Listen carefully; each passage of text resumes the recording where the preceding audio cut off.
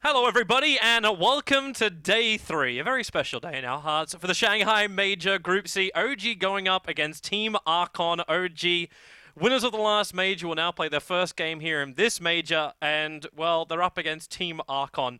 I'm not going to count anybody out. You listen to the wise words of every other panelist we've had throughout the day, throughout the entire tournament. And they've always just been, I count out this guy, and they've always been wrong. But luckily, the man who's never wrong is my co-caster for today, Blitz. Welcome to the stream. I honestly think it's a little disrespectful to say that that at least every team here should have a chance. Like you are here for a reason. Like for example, Archon. People talk about DC being a good team and Complexity being a good team. Archon won their qualifier pretty handily too. So I think it's pretty bad of people or commentators to just say this team has 0% chance, or in Austin's words, this team is the worst team at the major.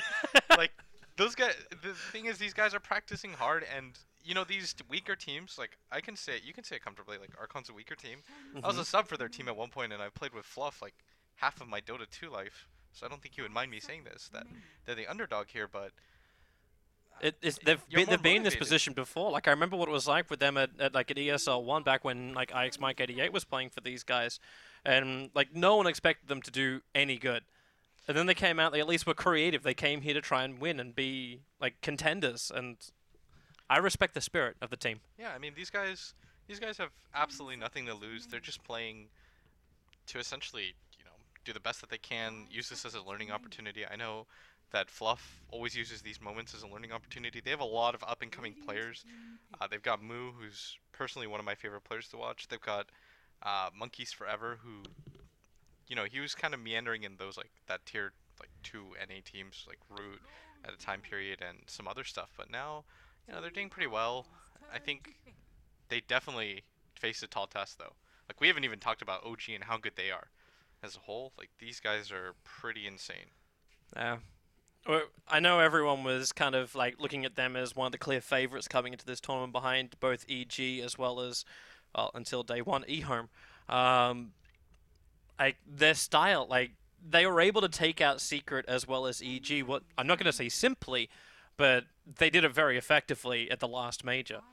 I'm interested to see if they bring the same form to this tournament as well. No, these guys are stupid scary. Make no mistake about it. They have one of the best captains / Dota minds in Fly. They have probably one of the more respected cores in both Miracle and No-Tail. An offlaner who's absolutely sick in Moon, and Crit really proved himself at the Frankfurt Major as well. Probably was the best 4-position player there. So you've got these guys that are at the top or near the top of their positions. And it's a scary combination, honestly. I know a lot of people, the biggest question mark was No-Tail as a core, switching from a support, but he's removed all doubts long ago whether or not he should be playing core. Like, this guy is absolutely terrifying to play against. Yeah, it used to only just be, No-Tail's the Meepo player, right? Like, that was his big thing. It was Meepo and Wisp. Yep. And, yeah, you're right. He is definitely coming to his own. OG, though, starting off this draft, you start with Lone Druid #1, and you give away 2 of, I don't know if the most successful heroes, but they've definitely been some of the most effective heroes. Enchantress and Nature's Prophet. The early push, the early rotation, impetus damage combo with Faceless Void, Chrono kind of style. Like, Archon seem to have a pretty green start to their drafting phase. Yeah. The Enchantress in general is one of the best heroes, I think, in this meta, just because she's a 4-position hero, Toby. That it's not just that she's tanky and does a lot of damage. Those are very good things in its own, but it's that she enables other heroes in the offlane. And that's a concept that I think people should get used to, is that she makes whatever offlaner you have or whatever mid hero you have better simply by being around. She can play the farm game if she wants. She can play the ganking game. This hero is an enabler at its best. Nature's Prophet is a hero that I personally, if I owned a compendium, would have put as the most picked of this tournament, so people should get used to it. It's not just Alliance that run this hero as a niche pick anymore. It's everybody runs this guy. He's just flat out top 3 offlaner right now to pick. Yeah, I personally love him. I became more of a fan of it during the MDL, if I wasn't enough of a fan of it at the time. But so we go with a Batrider and a Lone Druid from OG. How are they going to try and lane this? Because obviously, you look to the Lone Druid to the offlane, correct? But the Batrider has been switching between offlane as well as mid. So where do you want to put this Lone Druid for OG? think you. I'm not sure. I thought for sure it would be a bat in the, or it'd be a lone druid offlane, and Then how's the bat fit into it? Like yeah, that's the what only I mean. other Once you option then take is the mid bat, lane, right? the bat is really good though against both the Enchantress and the Nature's Prophet. It's like one of the better ways to deal with it. You can kind of mess with her, slow her down, ruin her turn speed, which really affects her when she's trying to chase heroes down. Mm-hmm. Think you put, because I would really like to see Miracle play the game-changing role. I think you put this lone druid safe and this bat off, or if they plan on being a typical team, then they put it bat rider mid and lone druid off. Those are the two main options I'd see. Yeah. It seems a little safer just to throw the lone druid into the safe lane, and then the bat rider into the off lane. But doesn't this that could potentially leave you open for Archon to early push you? Like you get the Enchantress down the bottom lane, like slide him back behind that tower, apply a lot of pressure to lone druid. The bat rider can't rotate in to really help, and the lone druid, once he's lost that bear or even just comes under siege, he needs some really solid supports to open up space. OG had first pick, so that means Archon took or Dire. 10 seconds remaining. Would be the assumption, yeah. OG, I think OG, if I remember correctly, they did a lot of Radiant strats. More than most teams, but we'll see. Archon, they need some kind of control factor as well in one of their cores or their supports. I'm trying to think of the heroes that are left over. Puck would be the first one that comes to my mind after all those mids got banned out. Yeah, Puck everything's pretty lean for the mid as far as selection goes. Puck would be pretty good, which might lend credence to the fact that Bat's mid. Puck's pretty good. I'm trying to think of the other heroes that are available right now. Luckily, I can look at it. Unfortunately, I cannot, but I can look. I can cheat off your screen. For Archon, I don't really like DP. I feel like it. Well, you could just like push straight up. If Archon is going for the all-out push strat, like wouldn't you want to have something like that, or would you actually think more of like a tempo controller? You get something like a TA or a Queen of Pain into that mid lane, get a pick, and then go into a tower push. Okay, that is a really good hero against Bat in the laning phase, and good against Lone Druid because of the feast on the bear. But is Fluffbreak actually bringing back the old infest into profit to TP anywhere on the map kind of strat? I don't even think that's very good, because you want the instant. You don't want it to, because you want the damage from the infest as well, and you want him to be able to get on top of somebody instantly. That's why heroes like Puck or what is the other one? Puck or Stormspear work so well, because you could jump on directly on top of the person and give them no room to breathe. Mm-hmm. But if you're still they could still do that. Like they could still run that Puck in the mid, push the lifestealer to the safe lane, unless Archon are considering. If you're a team that's behind, like if Archon's sitting here going, okay, yes, we respect OG as a team of like they've achieved a lot more, maybe they got superior skill. Do you then say maybe we just have to try something aggressive? Like we get ourselves down that bottom lane, you get in their face with the Enchantress, you push the lifesteal against that safe lane lone druid, and you battle Archon with an aggro tri-lane. Like is that still possible? Is that something Archon would consider? Maybe. You don't really have to aggro. You have an Enchantress. You can do whatever you want. OG is a team, though, that historically has relied on safe lanes, Toby. They want to be able to win as many lanes as they possibly can. Even the off lane, they try to give Moon. It's Moo and Moon. It's the off laners. A decent matchup. Just so that he kind of gets to do what he wants in the mid game. But Archon still need, I think, some kind of control core. Especially if you're going to deal with a Lone Druid Bat Rider, or you need something that can counter-initiate. Oracle is still an option, deals well with the Bat Rider, absolutely demolishes him. I would have said Venge is probably the best support left in the pool, but he's been banned out. And she got taken out in the second phase. This also reeks of a level 1 with Prophet, Ench, and Lifestealer. What, level 1 Roche? Yeah, but you can't do that against a Lone Druid, right? Like he's going to scout it with the bear. I don't think you can get away with it. It'd be ballsy if they tried it. You would need like +1 hero to do it. Unless they play the ultimate bait, we're doing Roshan. But then you're all only going to kill off a bear. But I don't even think their level 1 is very strong. Like I feel like they bait level 1 Roshan, everybody from OG comes. I'm not sure. Okay, so there's one of your control factors, the Night Stalker. They needed a hero that spotted out for the Bat Rider. This is a pretty good one too. Removing vision from the Bat is the best way to play against it. And there's going to be a time period where OG are simply going to out-map maneuver them, I think. And so you need a hero that can counter that. Like, Bat's going to get a gem and run around and de-ward everything. So you need something that can deal with the counter vision. The concern though is like your control factors. Like you don't really have like a permanent stun. Like between the Sprout, like you got a lot of slows on that lineup and one mini stun. But Team Archon, like if you did have something like, do I dare say something like a Storm Spirit, which is going to like jump around you, like they got no control against that. No, I'm pretty sure Storm is Yeah, he's not the terrible hero. hero. So I'm sorry, Blitz. It's okay. Earth Shaker. Even more control. Great D push. It's not just that. It's good against both Enchant and P. You can set up for kills on the Nature's Prophet without having to commit to too much. Is it enough lane presence though? If you're running both the Earthshaker and line supports? It's, at this point we are assuming that's the case. You don't even know yet. They have like 2 core positions filled out. Earthshaker can still go like off and they can just play like a control meta. They have so much team fight right now, OG. It's gonna be scary to fight into. What timing does it come online? I know you've talked about OG in the past of like they're this timing team, like they win their laning phase and then they go into this exact win scenario. Not sure. Probably just like they have pretty stable push with the lone druid. They need probably one more hero that helps them accomplish that though. So I imagine that the Earthshaker's not a core a core position, like a 2 or 3. See though, they thought it was gonna be the Razor. They need something else that can hit the tower on OG, and Archon need the puck. There it goes. That Okay, control that factor sucks. we were both thinking about.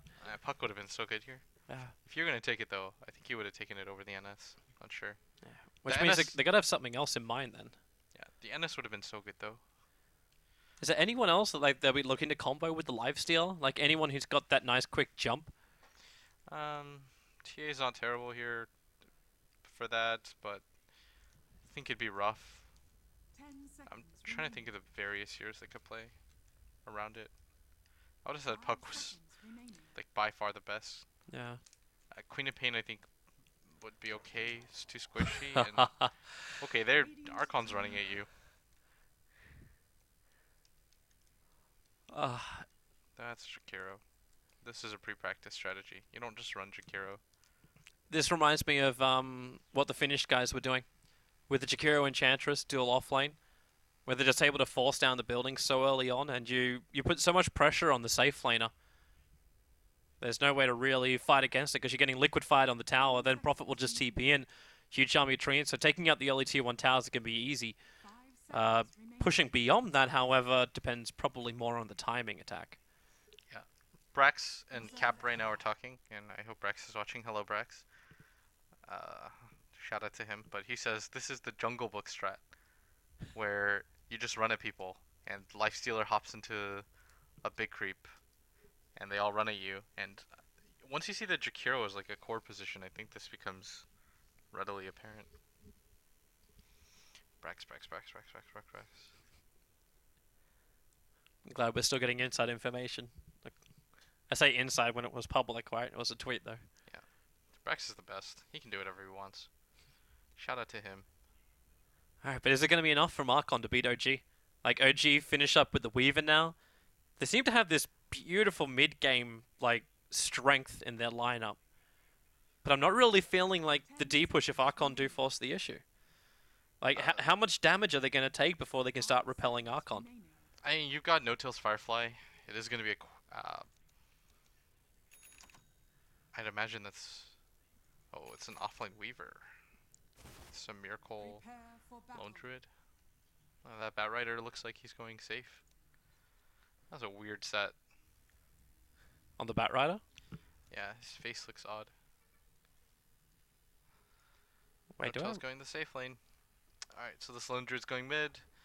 That means they think it's going to be the NP or the enchant off. But It's a fluff and stuff Nature's Prophet, so that is 100% going to be a support slash jungle NP. Mm-hmm. The timing for this NP, I've been playing around with it. Do you start though with like Iron Talon, like, because right now he's just obviously gone full support. No, I don't like Iron Talon. I don't think you need it. 30 Because normally, like, if you're going a jungle prophet, remembering the older builds of Puppy, like you get like something like a Ring of Basilius, or you get a crap ton of clarities because your trees just die too quickly. I think Iron Talon is really good on cores and like Night Stalker, but I'm becoming sort of less enamored with that item in general. I feel kind of silly. We should have seen that strat coming once they had the Lifestealer plus Eng plus Nature's Prophet. That was a bad job by us, Toby, in all honesty. We just read it wrong. Maybe it's just unfamiliarity with the NA scene, honestly. Thanks, Brax, for bailing us out, but bottom, No Tail's getting gone on, and he should be fine.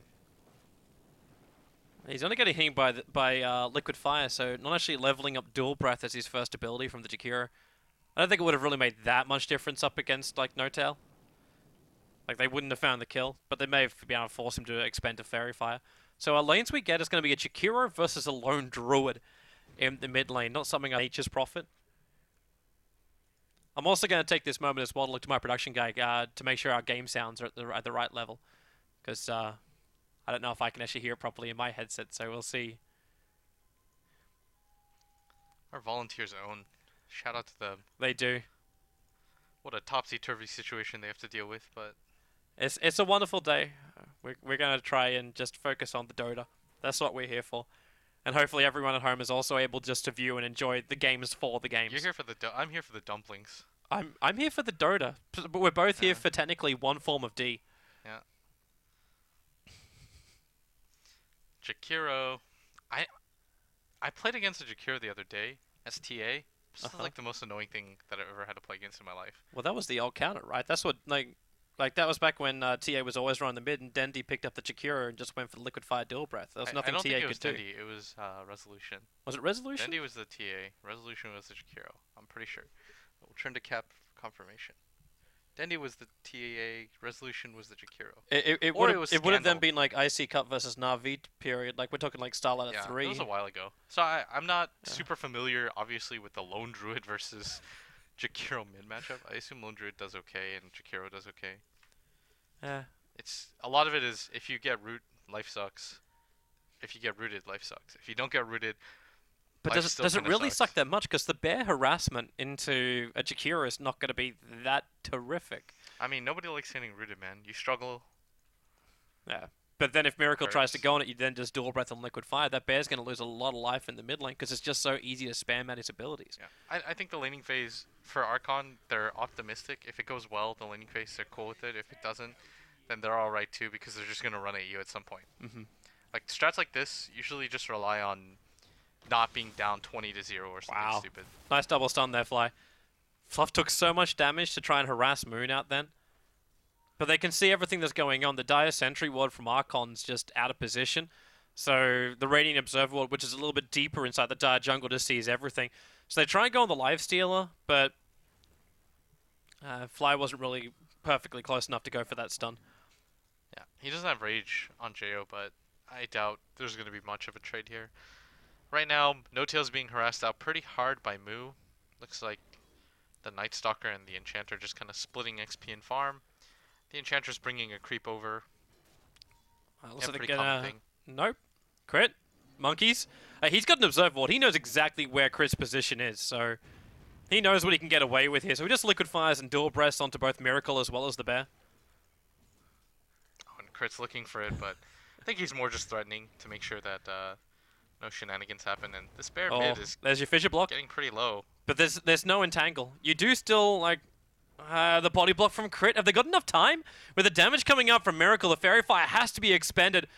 And Monkeys is able to get himself back behind his tier 1 tower now, trigger off that freshly delivered salve. Yeah, that was a sick body block by Crit.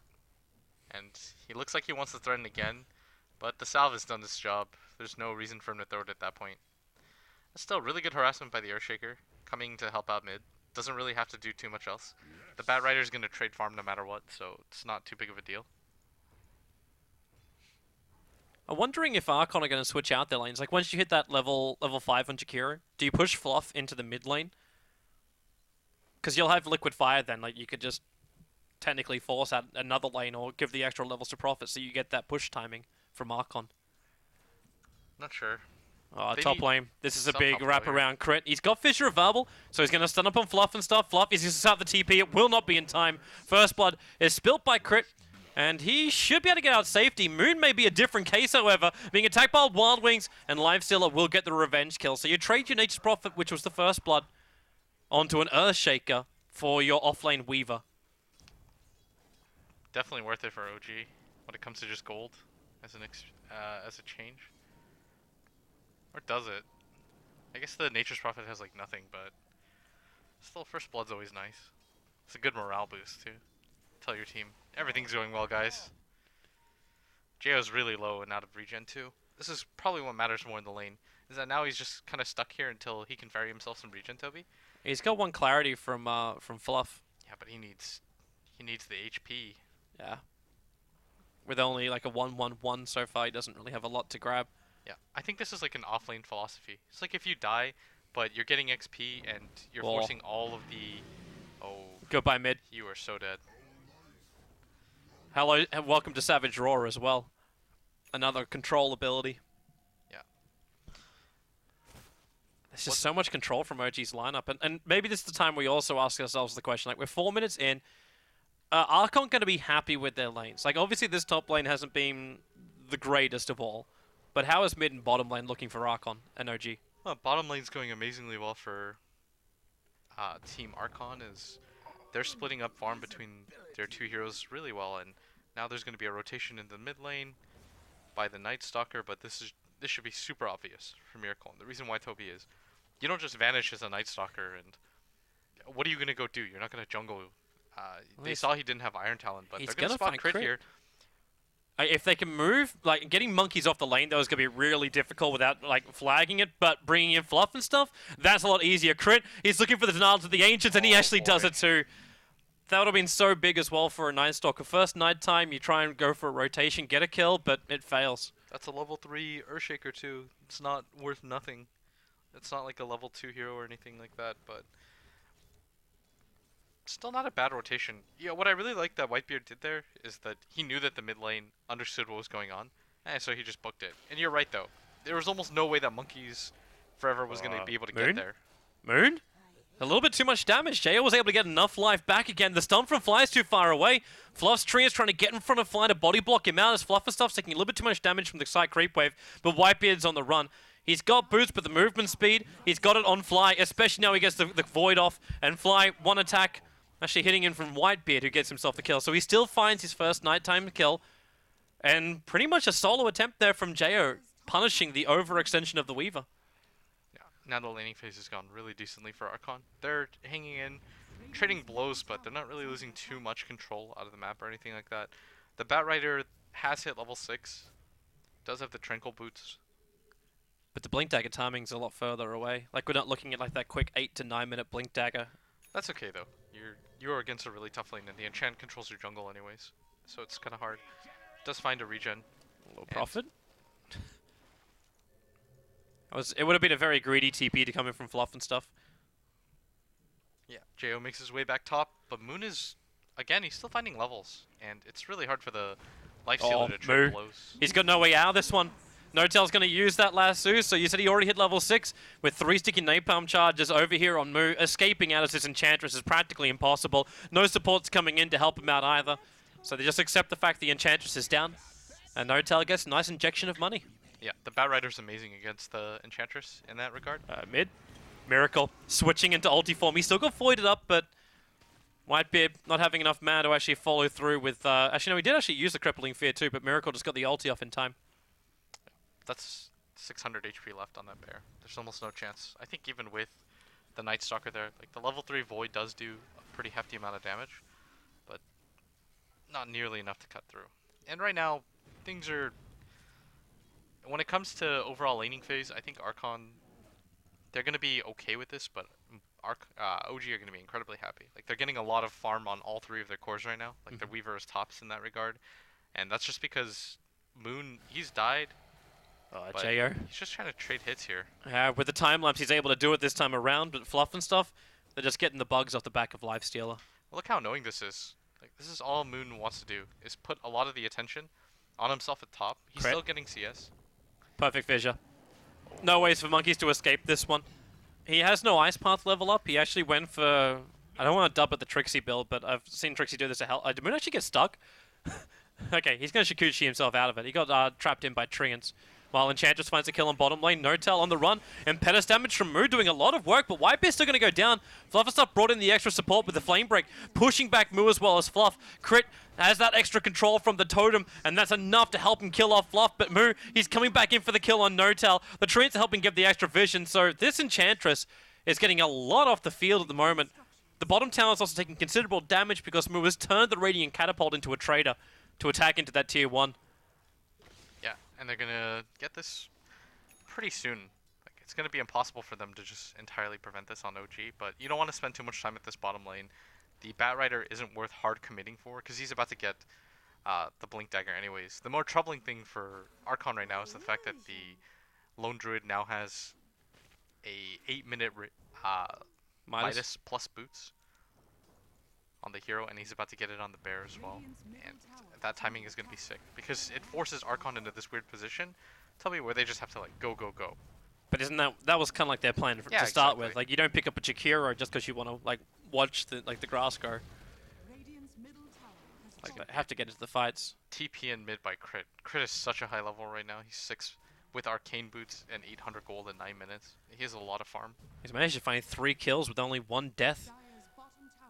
But Archon, after they take out that tier 1 tower, they actually establish a nice aggressive observer ward. So they saw Crit's movement, but all they gotta do is to make sure they don't get cut out from the side. Like this kind of thing, like Fly, even his basic attack is taking forever, and Enchantress just turns. Moo, with the sprites, Crit's gonna go for another control, but Fluff's moving down, so's Whitebeard. The Scarab Beetle's flying in behind from Moo, but it's not actually gonna find himself a target. So they'll get cleaned up. The Creepway's pushing into the tier 1 tower. Moon, he came underneath the sentry ward. They find him out, but can they have enough with the Ice Path? The control, the fissure, it bought enough space, allowing Moon to time-lapse out and Shikuchi himself back into the lane. Whitebeard sticking with him, but he doesn't have enough damage to finish the job. Meanwhile, on bottom, actually it was middle lane, sorry, Miracle finished up the tier 1 tower. So OG remain alive, and this will end up being a tower trade. Plus some extra damage onto the tier 1 on bottom. That was fantastic team play by OG. They just kind of ring around the rosied Archon repeatedly, and because this Earthshaker already has Arcane Boost, Sobi, he can just spam out the Fissure, no problem, and slow down this push. You're not supposed to have this kind of timing, but he was so successful around the map. 3-1 and 3, that one death being the Ancients, and they're going to find No-Tail on their side of the big camp, but not going to be able to take him down. And OG are they're just trying to create space and time and make every single one of these towers just take a really long time to take.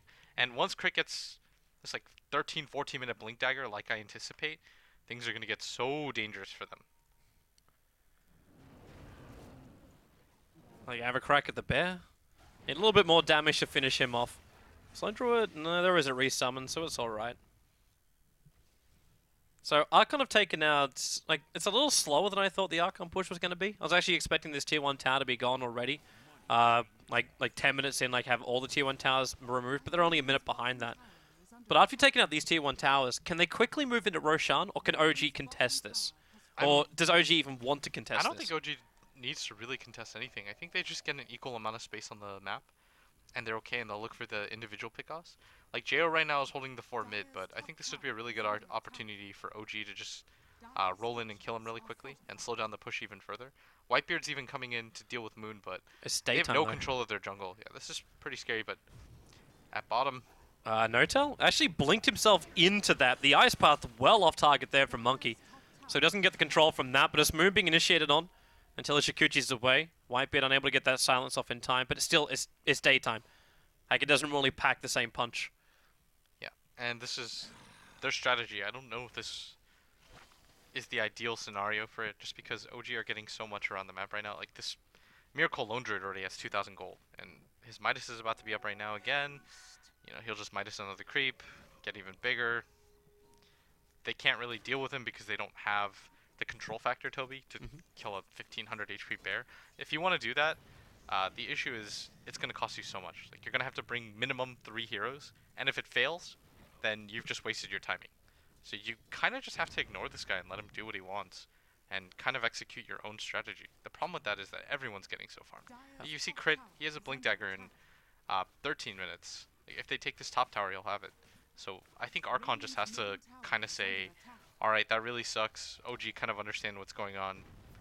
Let's just go for our strat anyways. Oh, they're doing it, but it's a straight trade-off.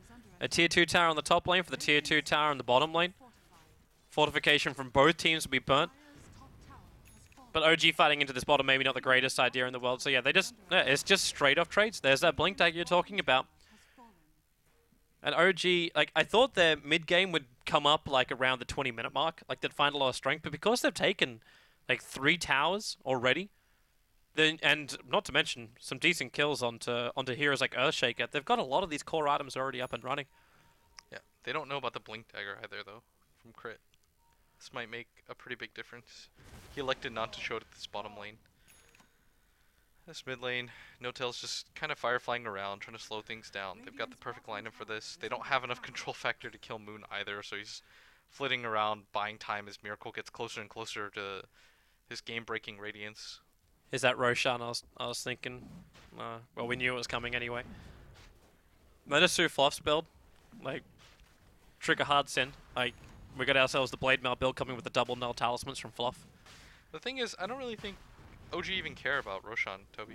Normally what ends up happening with Roshans is, okay, who gets the Aegis, why does it matter? Yeah, But but when you get a Blink Dagger from Crit, like, there's no reason why you can't try and contest this. Yeah. Like, you know it's coming, so... The Blind Echo here would be pretty massive. Oh, they're they're all gonna look for stacked it. up. The smoke's gonna break. Oh, actually, the flame break. Whitebeard, he's on the cliffside. He starts his TP out right now. As No-Tail jumps in, they start the Firefly, the Echo Slam. They just explode Moo. And then Monkeys will also get clipped as the Jakiro. He's gonna Ice Pump, nothing, and also Macropire, nothing. The Dual Breath is able to reach down a little bit further, but with the Fissure, Fluff and stuff can't even TP himself out this. Fly will die, but Moon is able to time-lapse out all the damage being done. It's currently a 2-for-1 trade as Moon gets away on 27 HP. Running away to safety. No-Tail's now able to blink himself out. But a 2-for-1 trade-off. Roshan is still alive, but Miracle was not. Well, he wasn't even there. He took out the tier 2 tower on the top lane. He has his relic already, and he's halfway through his Radiance recipe and applying pressure now. 15 minutes in to the tier 3 tower of Archon. No, Archon just don't have enough control factor to deal with all these heroes. Like the Batrider plus the Weaver are causing so much havoc right now. If there's like an MVP though, it has to go to like Crit. He's just doing so much right now with this Earthshaker, and nobody from Archon can really respond because they can't kill Moon, especially if he decides to go something defensive. Grab a ulti orb on himself, probably pick up Manta or Lincolns, and then Archon, what are they meant to do? They still have to deal with this Lone Druid at some point. Like, for the most part, they've just ignored this hero entirely. They're like, okay, we accept that you're gonna farm Miracle. It kind of feels like a cardinal sin that, like, Lone Druid is the one hero one of the big heroes you never want to ignore. But what are you supposed to do? You have this pre-built strategy, and you're going against a lineup that features so much mobility and crowd control. Well, then the only other option is you just got to keep forcing the issue, push down towers, right? That's what I mean. But they went for the Roshan. It just took them so long. They have to kill No-Tail here. This would be pretty massive for him to get away. They've got him. Murata pick up another kill onto that Enchantress. Yeah. This Lone Druid's about to get his Radiance, though, and make life incredibly painful for Archon. They don't have a mech or anything. They do have the heal from the Enchantress, but at some point it's just not going to be enough. He has like 800 flat HP. You get hit by like one fissure and let the bear survive for longer than 30 seconds, and all of a sudden you're done, so. Oh, we might actually have ourselves a team fight brewing on bottom lane. Monkeys has himself a TP scroll. Not actually the item I thought he was going to go for first, the Rod of Atos. Kind of thought he's going to buff up his damage a little bit more, but now Whitebeard runs forward, tries to go for that silence. Actually jump out with the Lifestealer, but he was way too far away to really stop Anthing, and with no stuns, Lone Druid can just TP away. They'll be able to pick up the bear, which is a nice little consolation prize. But Miracle just instantly resummons. The tier 1 tower remains alive for Archon, but they can't counter-push from here. The tier 2 tower is already lost, and look at Crit. He's watching them walk into the pit. And he jumps. The Echo Slam. Where'd the Fissure follow? He just TP's out. Or maybe he can't. Not anymore. He actually gets ice passed up, so he cannot complete his TP. Alright, Kurt, that was... did he think he had just had more damage? Or friends? That was pretty funny. He kind of just went in, he's like... And then he instantly TPs. I don't think I've ever seen that before. His invis was running out, so I think he wanted to do something with it, but... That maybe not have been the idea. It seemed a little odd. I don't think it really matters though, because again, I know it sounds like I'm being biased for OG. I'm not. That was the stuff for Archon. You just have to worry about this Radiant Lone Druid. There's not much to say about this cast, except what'll happen when Miracle starts to finally enter fights. Yep. But you can only Archon to respond around the map. We've seen how much Lifestealer is in this weird position. It's going to get silenced up for now, so there's no Finger of Death. The Ice Path well off target again from Monk. Really, it's not doing anywhere enough damage. The bugs were all trying to slowly bring down this Enchantress. Obviously, she is the untouchable. Off completing up this Aghanim Scepter, and OG is going to capitalize on a well done fight. Yeah, they're gonna. Again, the fight was just never gonna go well. Whitebeard unwillingly coming into that with a 4-staff. They're going to turn around this fight. They've still got the Scarab Beetles on them, so that negative armor is a big problem. But Jo just chasing down Fly under the cover of the Rage. Is able to get the kill, but OG still have taken that melee racks on the top before the 20-minute mark. And it doesn't look like there's an easy way for Archon to try and get any kind of exit kills onto OG. Yeah, they got what they came for. In fact, is OG going to... Oh, they just saw Moo.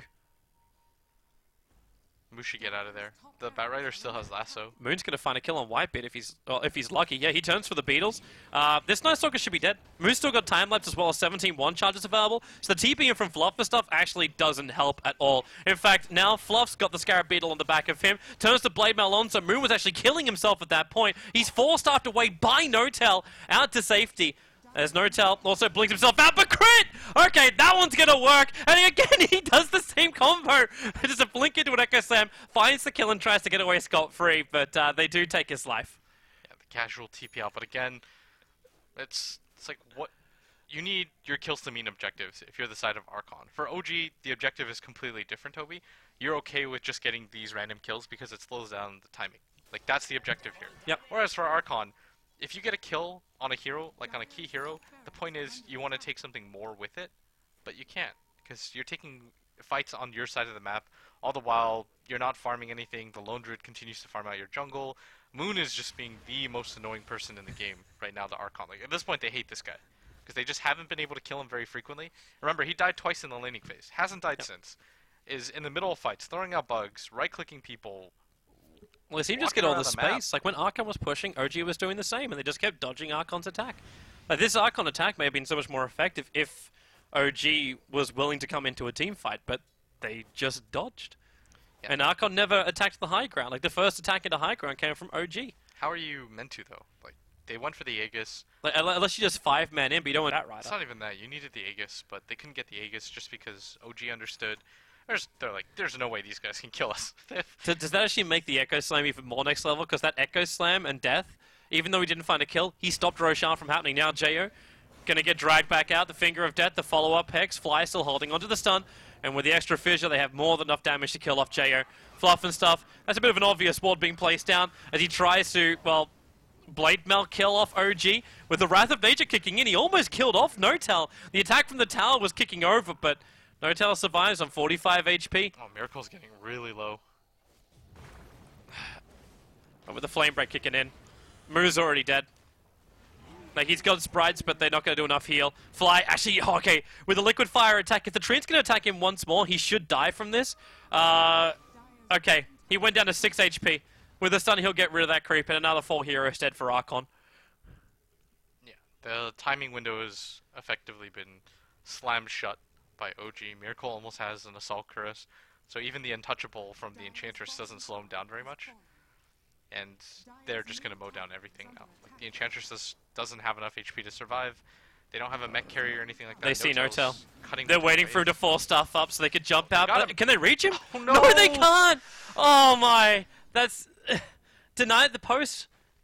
If Jo... I don't know if Jo's Infest actually did any damage to him either. But either way... This is so brutal. Everything they're doing is getting denied at every turn. Whitebeard's really trying to force the issue on Moon, but Moon's already got a Lincoln Sphere. So Whitebeard's initiation now it's not enough.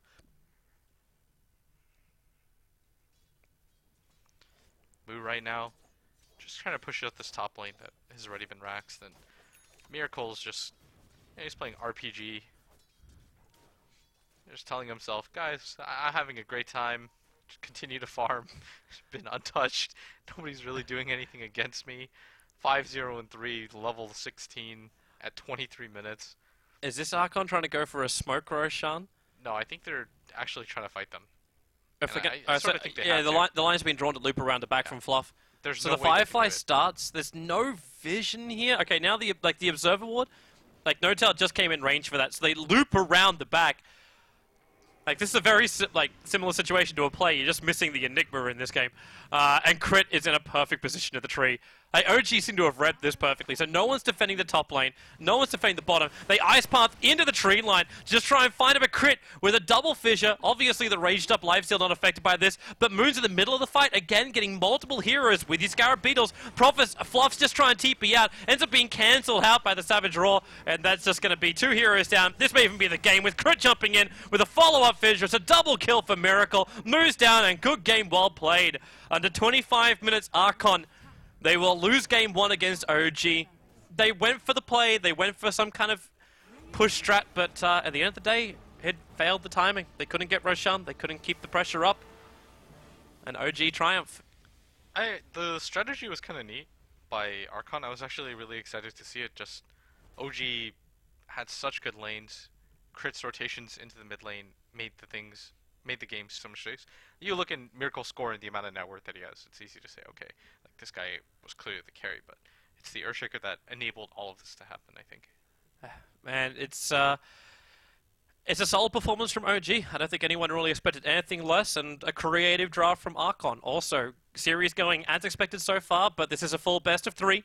Never count Archon out. Game number 2 will be coming up after this break, so stay tuned. Hopefully you're enjoying the stream, and we'll see you back here for game 2 after the break.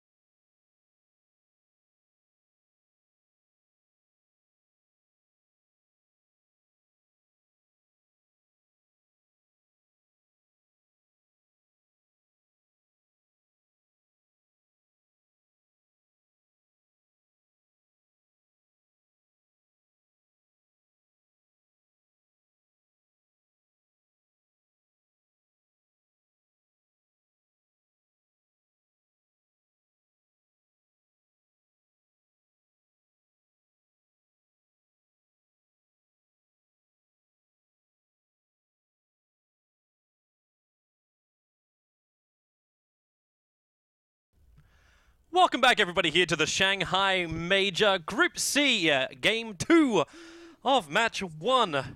OG versus Team Archon. OG with a one-game lead currently over Team Archon after their push strat failed to find its timing. But Game 2 is a new day. It's a new life. It is Blitz. 10 seconds I mean, remaining. it's weird because I'm trying to think. I always try to think about what I would feel in that position, and obviously those guys are much better than me, and I've never been in the position of playing for a major. I remember when we played like the TI4 quals, and it's like you have this pre-prepared strategy, you lose with it, and it's. I don't want to say it's Archon's ace in the hole, but it's probably something that they've been running quite often. They didn't rely on it, but they expected to win with it, obviously, or they wouldn't have used it, and it just got shut down. But it's also one of those things that we've kind of expected from Fluff in the past. Like when he drafts lineups like this, it's either we're gonna win with it or we're gonna lose horribly. We're gonna miss our timing, and we just accept the fact. We move on. We find a new one and just do another one. It's just like I've got like here's all my cards. The way that you said that made it sound like you just said you're either gonna win with it or you're gonna lose with it. Which are literally the two options. Some great Oh my analysis. god. Good times. The point I was trying to make is they're accepting of the result. No matter if it's win or lose, they know what they're gonna do. Of course they're accepting the result. What are they gonna do? They're gonna challenge it and say, guys, we should have won that game. Can we redo that one? No. God damn you, Blitz. God damn you to hell. 10 seconds. I'm here to flame you so Reddit doesn't, man. You say stuff like that, I gotta keep you on your toes. I don't know how to express it better than that. I'm actually just sitting here trying to think of a better way to express it. Give up. But on it, man. there is no way. I'm give just up gonna on it. sit here in my hole. We move on with that draft. This time it's actually OG that bans the lone druid. But no Earth Spirit in this game. No Chen, no Wisp. What would you prioritize as number one, Blitz? What's your number one hero for Team Archon? You've got Nature's Prophet. True, the MP is still there, but they should go for the VS. Dire team That is surprising. I think OG might. I think there's a good chance though that OG's gonna go for the Nature's Prophet. It's such a tier 1 offlaner right now that I feel like you almost should grab him when you can. What do you think about the support Nature's Prophet from the last game? Like Fluff with his double nulls. Like, was it the presence you were expecting from the Prophet? I think it's kind of an interesting idea, but 10 seconds the problem remaining. is with it is just you have this really 5 specific seconds timing window. remaining. All these teams, the reason why Dota's gone so good is before you would just play, and Reserve Dota's time. like this super free-flowing game, but now that's only true to a certain extent. Teams are so good that it's almost become StarCraft-esque in the way that they plan things. Like, okay, you're gonna hit this item timing, then we're gonna go here, we're gonna do this, then we're gonna take this tower. You can't plan it out to the second or the minute or anything, because that's where the free-flowing comes in, the laning Dire phase. team But for the most part, you have these like really specific timings that you hit, and for a support NP that's gonna go like double null talisman and a blade mail, there's not a lot of wiggle room or errors that you can make. There's a time period where you're just gonna straight up lose. Unless that push worked, which it didn't. No. Well, OG, they've, at least for the first pick, bypassed Nature's Prophet and gone back in for this Bat Rider selection. 10 seconds remaining. 5 seconds. And they actually are going to completely leave it alone. Team Yeah. Archon. They go for the same two heroes they had in their last game. Obviously, they can't replicate the same lineup because Lone Druid's been banned, but like Fly didn't really seem to have that much of a problem with his line. He was always in range. He was always there to help out. He was kind of like, because I know we were talking a lot about the Earthshaker of Crit, like his movements across the map, but Fly was kind of like the unsung support hero on that top lane. Man, it's just 10 seconds what do you even do remaining. right now? They're comfortable with the Enchantress, but they picked it and the 5 hero just got seconds stomped. remaining. But That's the weird. do you just go again? Like, do you have confidence in yourself and say, you know what, guys, like, if at first you don't succeed, draft the same thing again? That's kind of the issue, right? Like, what are you supposed to do in a situation where one of the heroes that you're most comfortable with just gets stomped? You just have to re-ante up though and kind of disregard last game, chalk it up to a failed strategy, and I think you move on. With a VS, they got pretty much any direction they want to go to move on, as we're going to start to stack auras. Beastmaster and Vengeful Spirit are going to be the first two pickups here from Team Archon. So at least now they've got the ability to get vision on that Batrider. They don't have to wait for that long timing of the Aghanim Scepter of the Night Stalker. They can get the Hawks up and see the Batrider coming. That's an upside with the pick. And they actually banned the Enchantress themselves. Yeah, I thought for a second that OG would take it themselves after they grabbed the Batrider, but you know, they're just like, whatever, take it. We have Batrider, you have Enchantress. We're completely comfortable with that trade. I'm wondering, like, when you ban the Enchantress, like, you've taken out like the second primary pushing jungler. Like, how's Team Archon then want to work out their lanes? In the back of my mind, I've just got Fluff's Visage in my head with the Drought Ranger, like, to like buff everything, with a Beastmaster as well, and just go full aura. That's one way you could then walk over OG. I think Beastmaster Radiant though, just really strong. You need something that can control the Roshan vision at the same time. Yep. And it's a hero that can always do that. I think Beastmaster is one of the strongest offlaners. Like, if you can't get NP and some others, I think Beastmaster works really well. I think Nature's Prophet though is still up there. I would say Lone Druid is still up there, but he's so often banned that it doesn't really matter too much. It's kind of cool though to see the evolution of like the true 2-3 position come back in, as opposed to when we saw just like a bunch of initiators for the offlane. So they're going to take out OG's Gyrocopter. No easy teamfight control at least, but you've still got the Batrider and Lion. And OG again in this second phase, they focus on banding out against the mid before they actually have theirs. In this game though, there's a lot more options for the mid. Like, it's not as heavily banned, because right now it's like, what, Invoker's been removed, and like they ran Lone Druid in the last game in the mid. But I think we're going to really count that as like a big one. And they should take out the Pugna. It protects the Zeus at least, so he doesn't blow himself up from the Death Ward, but is there something more which maybe Archon's been doing in scrims that we could read from that Pugna ban? I think it's just a good hero against both Lion, Zeus, Batrider. They don't have any ways to kill the Death Ward either, or the Nether Ward. So I think it's an overall good pickup. It would have been a good pickup from Archon, because it's rare to see this much spam out ability on one team lined up like this.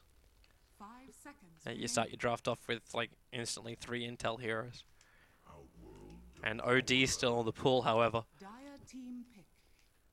So mid lane from Archon looks pretty damn solid. Like, it's Zeus versus OD. Like, what was it? Sin was saying yesterday, like, no one really wins a lane against Zeus. Like, it's just a trade-off lane against Zeus, so everyone's just gonna get levels. And ET. I think there are plenty of heroes that beat Zeus. Okay. Like, really? Like So that's it. Syndra's just shut down. So because Sin was basically saying, like, if you got Zeus, like, you sit back and you arc lightning. So you're always gonna get farm. You're always gonna get levels, but you're never gonna find a kill. So you can easily just get a hero that will trade against the Zeus, unless you had something like a roaming bounty hunter, which would screw with him. OD's gonna get like, OD should get free farm. So OG probably have to try to lock this hero down a few times. But that's where the ET can It's kick not in. even locked up 100% 10 seconds that remaining. Zeus is gonna be mid. Maybe it's a 5 support. seconds I've been playing remaining. some China pubs. Everybody plays it like off lane and support. That's really weird. Reserve time. That ET pick though, this is like team pure nuking ability. The Elder Titan plus Zeus combo, by the way, was really popular for time period. It's like you use the ET. Oh, it was Cloud9 that actually did it. It was the No-Tail team. Was it? Yeah, it was the No-Tail version where they were doing Zeus ET. Because you just send out the spirit with the aura, then your Zeus does like 5,000 damage in a fight. It's amazing. I remember, was it CIS rejects that used to do it with a sniper pickup? They throw the spirit over and then just assassinate the mid. Didn't an ET get picked yesterday and win? Yeah, it was Vici. yeah, VG Gaming did it. Seconds remaining. The Mirana pickup from Team Archon. So Floss actually going back to a classic draft of his, like drafting the Mirana in the OD. He used to actually be the Mirana player, and then he switched it. Like, he hasn't actually played Mirana in his last 50 games. He actually gave the role to Whitebeard instead.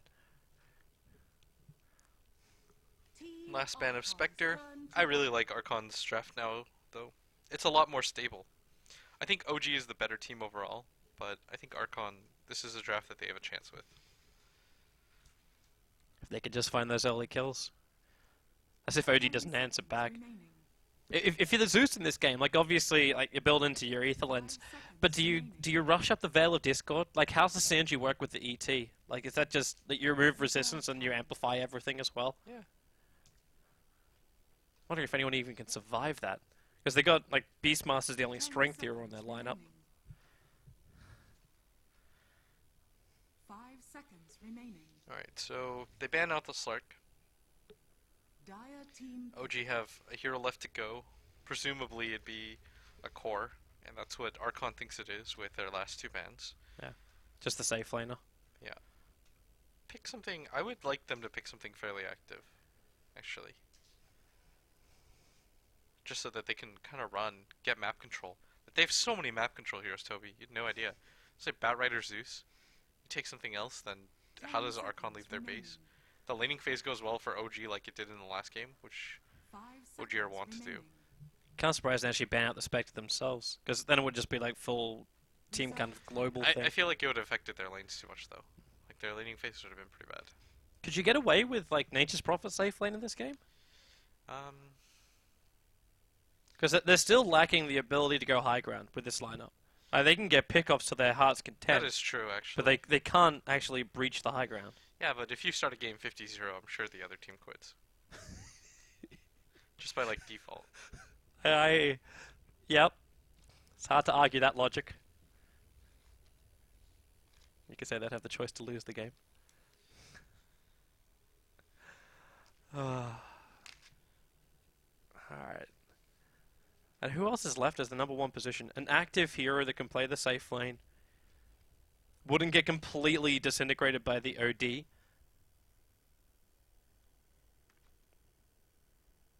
Gonna be a last pick draw from Archon, for sure. Like, they're taking 16 seconds to get this last. Okay, they're gonna go PL. Team Archon. There is no illusion clear on Team Archon's lineup.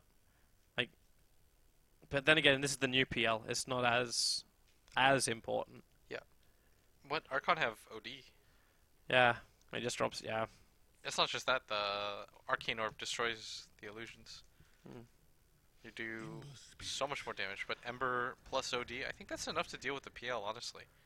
It's just, for me, I think this game almost entirely comes down to Toby, if they can stop OG's aggression. Because OG is the type of team that will just fight 4v5 and leave you feeling helpless, because you have the ever-looming threat of this one hero left that you haven't dealt with. But Archon, they've got a decent draft. If they're going to win, this might be it. they've also got like big elements of their own aggression. Like you're talking about all the nuke damage which OG is capable of pumping out, but a quick imprisonment into arrows, smoke. Yeah, the laning phases to go pretty well. Prepare for We may have to restart Dota.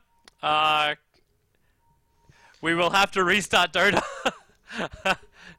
Let's just hope that this. It would be sort of funny to see what the game would look like if nobody could see anything. Let's see if a disconnect or reconnect will actually save our asses on this one. But that's a new one to add to the list. Are you trying to say that there have been problems, Toby? I would never say such a thing. Alright, so we'll go back to our coming up screen, because I'm going to need to restart Dota completely, because right now we've got Circle 1 versus Circle 2. Toby, they have So names. we'll switch off my screen. I gave him names, Circle 1 and Circle 2. What's your problem there, Blitz? Okay, so they're just watching my screen right now, and I don't think they've got a feed from that one. oh, they don't. There's only a feed from this one, so we should be on our still screen at the moment. Oh, we're gonna miss a smoke gank. Wait, I'll be quick. I'm reconnecting back in again. I believe Toby's got this, guys. Just have faith. in miracles. Do you? I don't think this is going to accomplish anything. They see Miracle, though. Ooh, this is scary by Miracle. If he walks back up here. All right, I have heroes. We're good. We're golden. The arrow. The dream. He felt it. He saw it. And he dodged it. All right, so now that we can get our bearings back again. That was a 5-man smoke ink that ultimately led to them getting one bounty rune at least. To describe it, guys, they Archon ran up here, and then went down that direction. So that's kind of like the play there. These lanes look a lot more normal, apart from the fact that it looks like Archon is actually switching around here. So Jo is going to take the OD to the bottom lane, and they push the Ember into the mid up against the Zeus. Alright. This matchup is kind of annoying for the Ember, Toby, in the beginning, just because Arc Lightning gets rid of your shield almost immediately. And the Zeus does okay. As long as you don't get bursted, and you mess up by wasting the bolt and having no mana, you should almost always be able to get rid of the Flame Guard. And that's almost all of Ember Spirit's offensive potential, right? Fluff. Imprisoment's back off cooldown, and Moon, like, if Jo can just get in range here for the Imprisonment, they've kind of got it, but they throw the arrow out anyway, and the damage, it will be enough. The Batrider will drop, and First Blood goes the way of Team Archon. I don't know if they actually missed that combo as well, because I jumped down to bottom lane just at the tail end of that little, like, first attack into Moon, and the Imprisonment was on cooldown, and so was the arrow. But he was still at, like, 2/3 of his life. But this time it works, and Whitebeard's already on the rotation to mid. They need he wants to help this out if possible. And this is pretty much the perfect timing. The Ember Spirit has level 3, top lane. level 2 Flame Guard. Spirit's down. Stun's going to land from Fly. Miracle. He's got Lance off cooldown in 1 second time, and Crit. They're going to go under it. The boars are down, so they're going to slow up Crit, and Crit's taking way too much damage from that tower. With the boar that's still there, Crit is actually going to go down to the Beastmaster. Miracle's dive is able to ensure the off-laner kill, but Beastmaster is still the one as an off-laner that finds that kill. And on bottom lane, Moon hit by another arrow. And this is going to be the death of the Batrider. There is no escape from this. And it'll be a 3-for-1. And the only kill OG have got was a trade-off that allowed the Beastmaster to find his own kill. Yeah.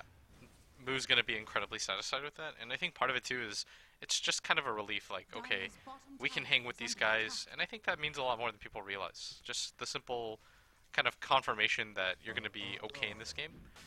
With this 3-1 lead, probably telling themselves it's okay. That arrow just barely misses its mark. Yeah, it misses 2 heroes. It's like, oh. Threads the needle. Exactly. But No-Tail is still doing really well in this lane with the 2 levels of Arc early. The Ember Spirit is struggling. Still trading CS though. Just HP is a little bit rough for him. And doesn't quite have the bottle because he opted to go for the magic stick first, which I'm not 100% sure if that's the play.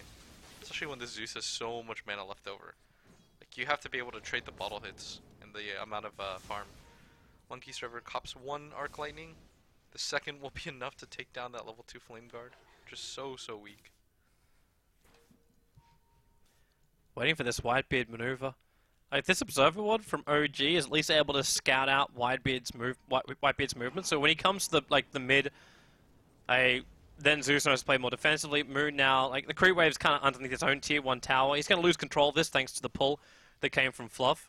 But he knows that Whitebeard is on the hunt for him, so he can play more defensive. Or then again, the arrow from Whitebeard is maybe a little bit too late. Nope, it hits the mark perfectly. There's still the stun from Fluff as well, so Moon will die once again as Jo claims his 2nd kill for the game.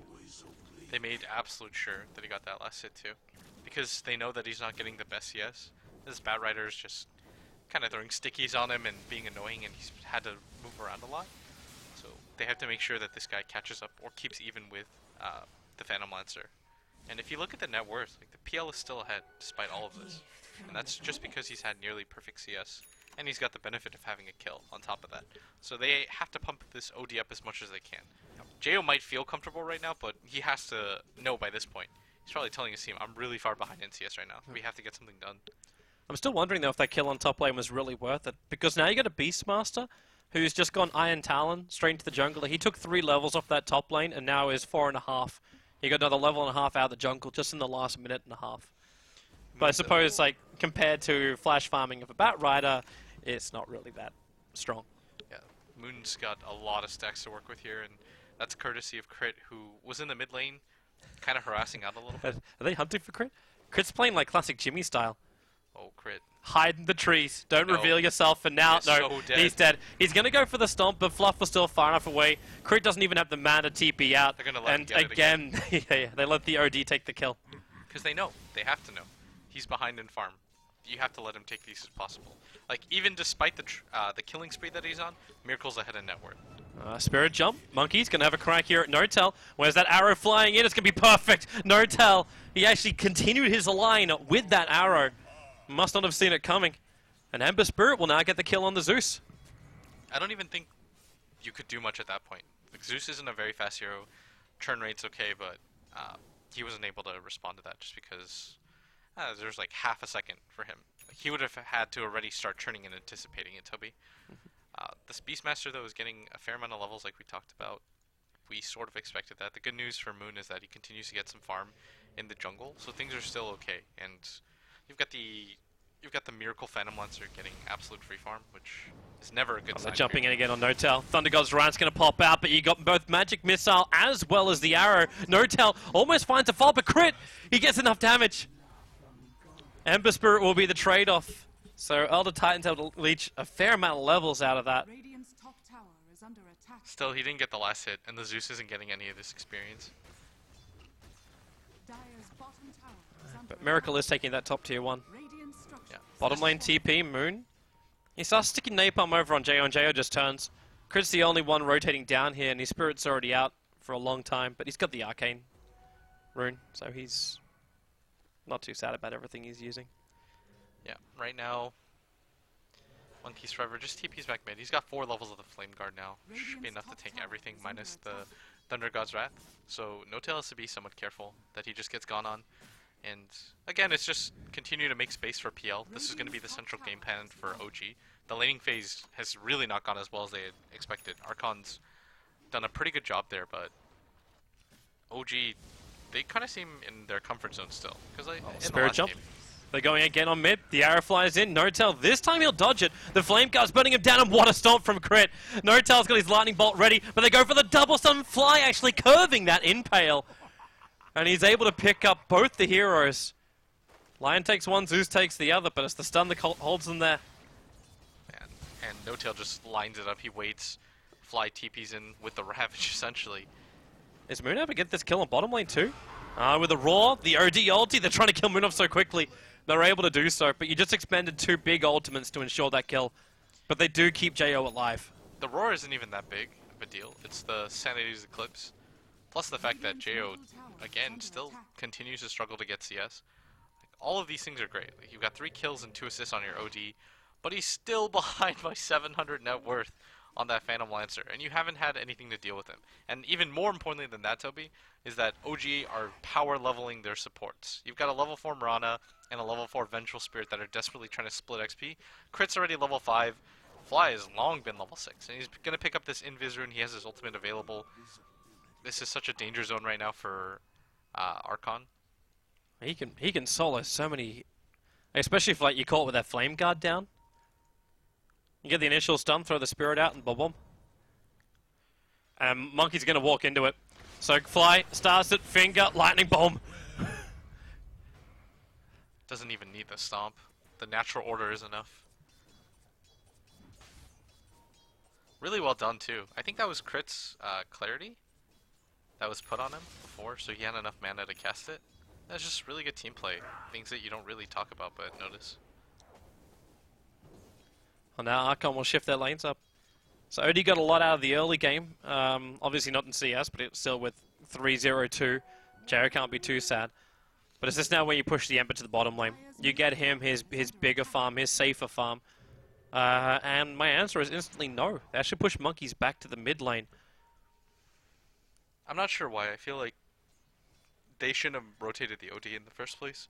The Ember just has to play more back, or he has to go for kills. The problem is that you're ganking a level 7 PL. So what you normally do, Toby, in this situation is you go gank the safe lane, and it's like a level 3 or level 4 support and an under-leveled carry. But that timing window is long since run out because OG have been the aggressors. So you've got these 2 supports that are constantly running around, creating havoc and making it difficult for them to ever rotate. So now you're a level 8 Ember Spirit that's running into a level 7 Lion. Like, the disparity isn't there for him to be able to just YOLO in. Here comes the gank. They lost the vision, though, because the Hawk's a little bit too far away, but they know exactly where Miracle's gone. So it's going to be Raw into Arrow. Now they've got multiple Miracles to choose from, and even more of them.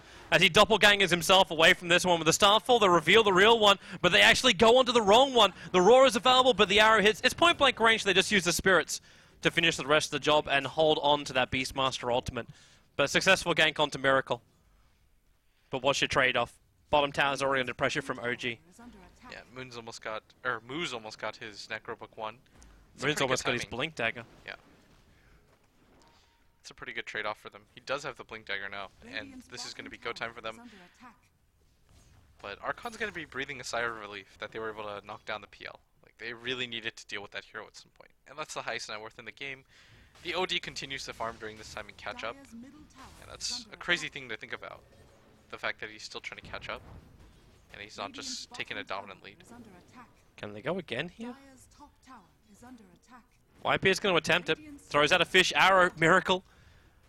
Barely dodging it. Didn't really fully see it coming, but the Thunder God's Wrath reveals Whitebeard as well as Moo's location.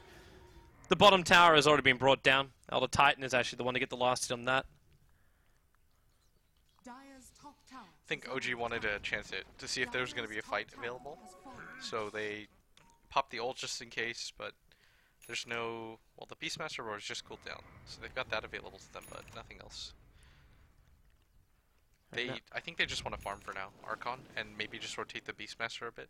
OG won't let him do it though. Like instantly the circle was drawn by OG saying we need to control up the entire Radiant jungle. They made a big circle around it from, I actually think it was Miracle that drew it. They're pinging around now Blink Lasso, they found Miracle. Finger of Death and the bolt from Zeus. Very quickly following up, Jo to the front lines, but Monkeys trying to find a revenge. The Spirit's down with the Stomp as well. Muso topped a hell of a lot of damage here. Jo with the orbs, that's not just doing that, he needs one more attack in a room. The Sal protects him, that's 16 HP. He'll end up surviving until, well no, Beastmaster spoils the fun. So he'll catch out one, OD imprisonment, but Jo, he's in pretty deep and Miracle just waits for him with his friends. There was not much the fluff and stuff could do. He already burned his swap and didn't have enough mana at the time. For a magic missile. Yeah, you got a Bat Rider in exchange for an OD and a Mirana. Gonna be incredibly happy with that trade, especially since, as luck would have it, Miracle was the one that got the last hit on the killing spree. This is gonna be really fast timing for him as he's got the Yasha completed, and Crit's got almost his Veil. Or that's what I imagine he's going. Is Archon really forcing this issue?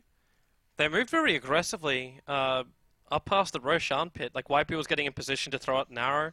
Then they're just running with Necropooks or something. I don't think they were going for a Roshan there or anything like that. It's just a kill on mid. It just seemed to be like an odd way to approach it, especially after that fight just happened. How many smokes does Archon have left? They have one. It's not bad. They need one to be able to kill Miracle. But probably even more importantly than that, like, the smoke usage for individual kills, Toby, I think is not that important anymore. It's for objectives. So, probably contest, like, the next Roshan or something like that. You hold on to it. There's no real reason. But the longer this kind of situation goes, Miracle just farms while his team farms behind him. But they're going to smoke up now and look for an opportunity and create more space for this guy. And that's something that I'm really starting to realize, that a lot of OG's game plan is just let Miracle do what he wants. Accomplish some space for him. They're going to invade the Radiant side jungle and maybe even wrap around a mid. But all the spell usage is going to get spotted in this bottom lane if anybody was looking. Crit's even going to reveal himself now as they realize that smoke just isn't going to do much. They're looking to have a crack at Miracle. Archon wrap around. Rest of OG's already here, and they put down an Observer. There's already one for the Radiant side. And Archon, are they going to go for the loop around? Or do they run at him directly? Like, a defensive spear is down. The Hawk is giving a lot of vision here for Archon, but they already get the Blink Lasso. JO's going to die before this fight even begins. And without him, Archon can't take this. And then they actually lose their Observer Ward as well. I was about to go down anyways. Losing Jo was the bigger thing. Yeah, that Observer Ward is more just the amount of gold that you get. It's like a cherry on top, but you don't really care too much as... Well, now you lose your tier 1 tower as well. Yeah, that was crazy. Archon had vision too because they had the Hawk down. OG just played faster than they expected. That tier 1 tower stays unnumbered. Fortification will make at least the seconds last a little bit longer as Whitebeard attempted the denial. Not going to happen. PL hits the target. And Crit's already got his Spirit out in the field, so if Archon want to fight into this, they've got to be careful. But Crit, okay, hit by arrow and he's left for dead. OG has just abandoned him. They accept the loss. Yeah, Archon originally wanted to smoke into mid and take the objective of the mid tower, like look for a mini skirmish. Looks like they're forcing it again. Like there's no lasso up, so Moon doesn't have that control factor. And Notel's also very low on mana. The arrow flies up and fly. Oh, that's a good 5-second stun. VS actually swapping No-Tail back in again. Allows for a double ulti from Jo. And OG, with 3 heroes now on the sideline, will lose their tier 1 tower in mid. Moon cannot stop this from happening. But how much more can Archon take from this? Dire's middle tower has fallen. Not much more. They don't have a naturally like heavy pushing lineup or anything like that. They need to grab these quick objectives, these quick kills, turn it into a numbers advantage game, and then just rotate out. It's kind of like you just want to circle in, circle out, circle in, circle out. Make sure that you create space for your 2 mega cores, your OD and your Ember Spirit, and don't commit too much to it. The issue is that OG's game plan in both games has been incredibly safe. It's just been farm up RPL. Like, we don't care what happens in these mini skirmishes, as long as we know that we have the best late gamer here, that he's just going to continue to farm. You're not going to be able to do anything against him in the mid game. We'll take that trade. Just wondering if he is really going to be the best late game. As you said, like OD and Ember work so well against him, so all that farm. They have no net worth, though. They have 10k net worth combined at 16 minutes. True. The Beastmaster actually outstrips them by 1,000 gold. That's some Mu DOTA. He's going to have his level 3 Necro book up pretty soon. It's going to cause a couple of issues during the OG fight. Never refuse gold, give it.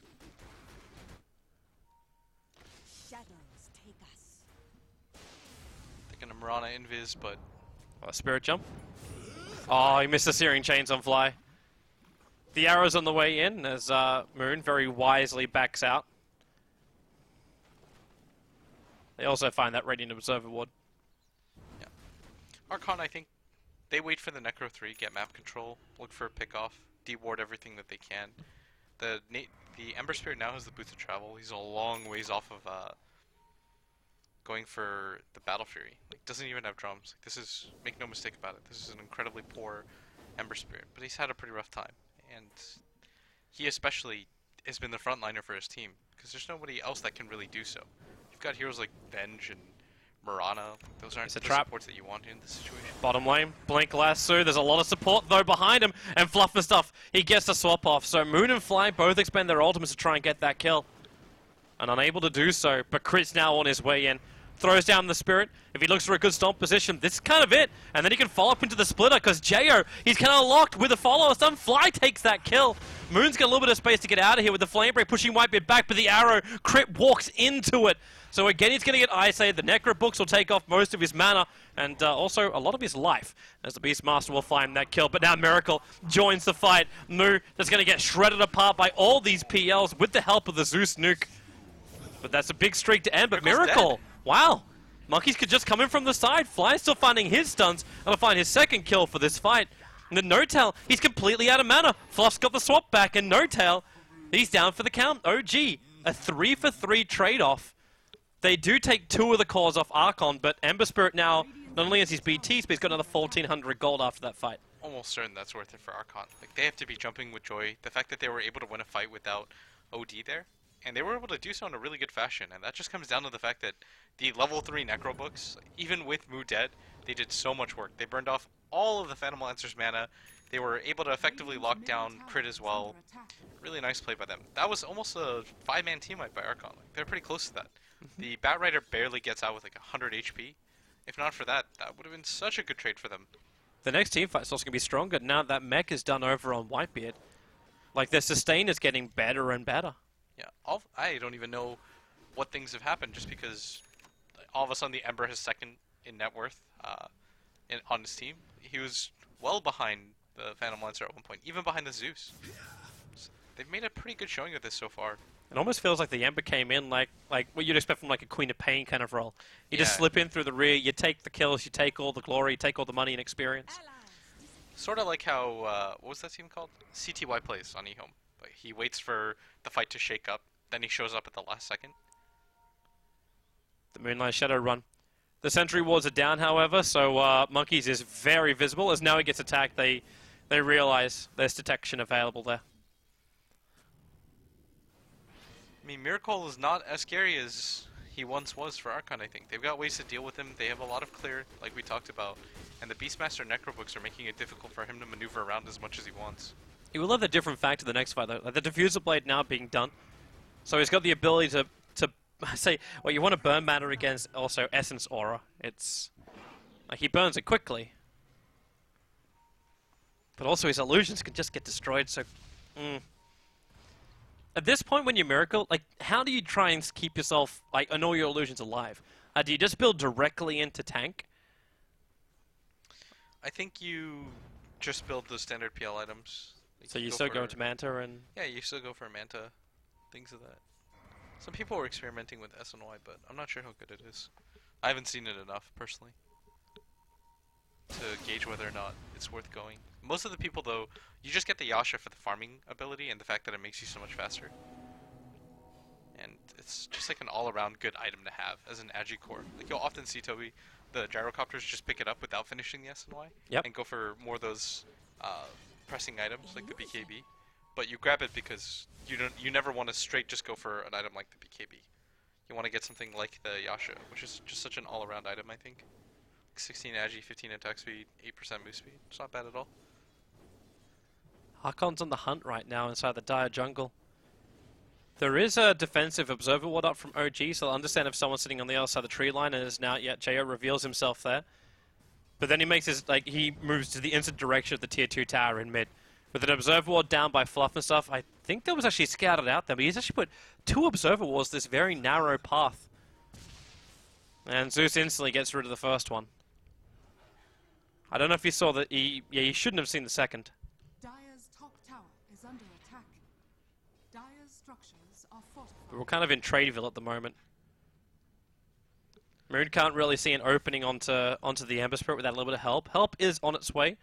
And with a Blink Dagger on fly, he can just jump in nice and quick. And, well, he's going to be able to. Monkeys dragged back out and fingered down. Does he have enough damage? No, the OD imprisonment.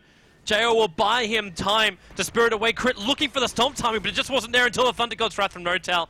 That'll find the kill, and they jump forward. They do have the Moonlight Shadow, which is protecting Archon for the moment with the Lightning Bolts. They reveal him up, but Moon, he'll go down. Beastmaster finds the kills. The Necro Books, they burn off all the mana. Fluff will swap Notal into more peril underneath that tier 2 tower. So 2 heroes lost for OG for the cost of the Ember Spirit. But the top tier 2 tower was also taken by Archon before that fight began. And Miracle's in very deep here. He's gonna, okay, yeah, simple doppelganger away. So maybe the tower trade-off is not as big now. No, that was still an amazing fight for Archon. Like, they lose the Ember Spirit, sure, but you baited the Zeus and the Batrider to go deeper and deeper, and the Zeus just is starting to fall behind, and obviously Zeus is gonna do Zeus things, but the Beastmaster's effectiveness is really starting to ramp up. You're seeing the Necrobooks just go to work in every single one of these engagements. Like, the Zeus burns through his mana so quickly, he uses his Thunder God's Wrath, 2 Lightning Bolts. Then the Vengeance just like, okay, this guy's a dead hero. They've invested so much net worth into a hero that has no defensive capabilities. It's not like he can force step out or anything. Like, he just gets kind of pummeled.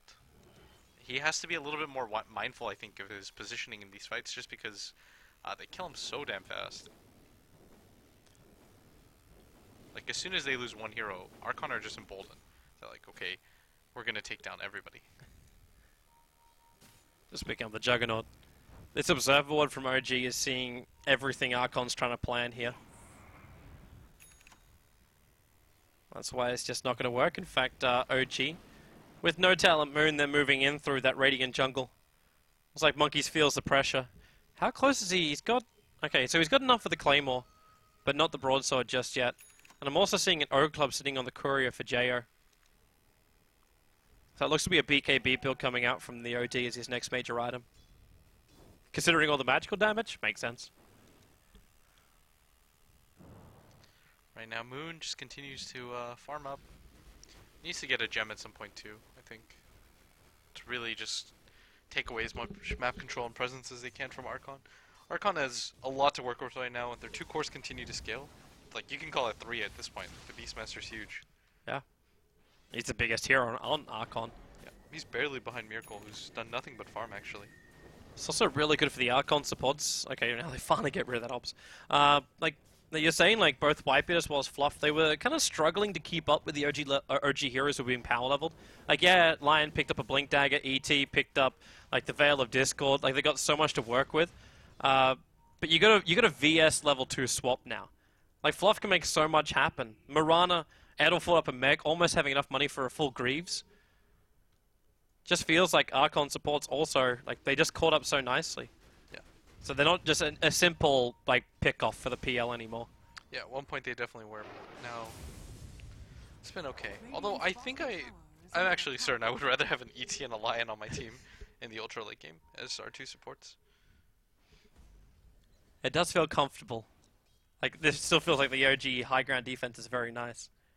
Yeah, it's incredibly scary to fight into them, but Archon, they've got to feel pretty comfortable. Like, they've done pretty well for themselves in the last 3 fights. They know that Moon and the Zeus aren't scaling very hard. It's only Miracle that they have to worry about, and I think they have enough control factor to deal with them, honestly, Toby. Like, Archon's not in a bad position whatsoever. They were down like 3k at one point, but that's the most they were ever down. In terms of XP and gold, it's almost near to 0. I'm still looking for that gem you're talking about on Archon. Like, you get that thing over on the Beastmaster, hello.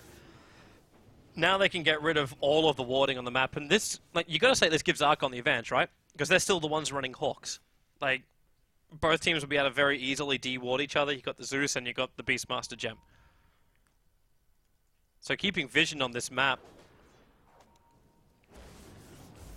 Difficult times ahead. Spat Rider has 1800 gold. Still feeling okay. They're pushing already. Yeah, they're all gathering up OG at this bottom lane, even committing the TPs. Miracle now has the Blink Dagger, and he can TP in if necessary for this engagement too. Whitebeard kind of missed his line there for a moment. He threw the arrow, but it hit Roshan instead. And Jayo's at top. Gets Thunder God's Wrath, so they're going to spot everything. Miracle should know about this OD being at top too. Oh, Miracle He's just gonna pick blinks a forward. Jayo! Okay! That was quick. Very efficient. And even on bottom lane, they catch up Monkeys as well. 2 huge core pickoffs from OG in a very short span of time. That's a PL that got a solo kill on their 1 position OD too. Oh, they gotta find Miracle in the trees. The Hawk is up, but they can't get the roar in time. They actually get away with murder. And the Archon smoke rotation to get a counter kill fails.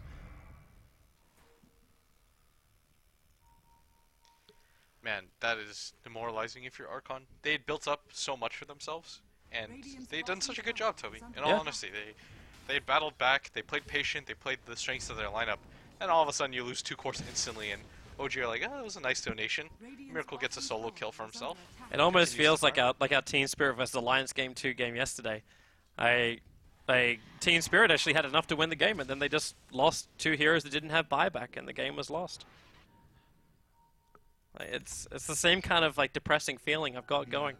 Archon just have to refocus up. They still have the next 3 cores in the game. Yeah. In terms of net worth, they're not that far behind by any stretch. This is not some sort of death sentence for Archon. It was a pretty bad slip up to lose both your cores there, like, leaving them both in positions to get picked off for sure. Also the timing for Monkeys. He just got set back on his Battle Fury because of that.